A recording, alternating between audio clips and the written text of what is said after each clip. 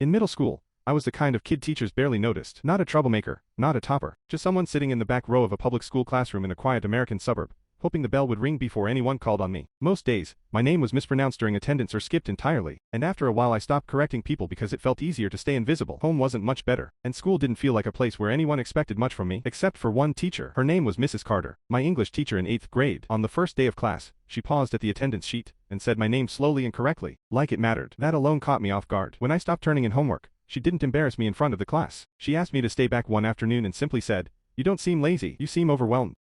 No adult had ever put words to what I was feeling. She started checking in quietly, leaving notes on my papers, reminding me I wasn't invisible even when I felt like I was. Life didn't suddenly improve. I still struggled, still barely passed, still graduated feeling like I hadn't lived up to anything. I assumed she forgot me the moment the school year ended. Teachers meet hundreds of kids like me. We're easy to forget. Years passed. I worked hourly jobs, learned things the hard way, failed more times than I succeeded, and slowly built a life that was stable but unremarkable. One evening after work, I stopped at a small grocery store near my apartment in another state. The cashier looked tired, older, familiar in a way I couldn't place. Then she smiled and said my name perfectly. I froze. It was Mrs. Carter. After retiring, she had moved closer to family and was working part-time to cover expenses. We talked for a few minutes between customers.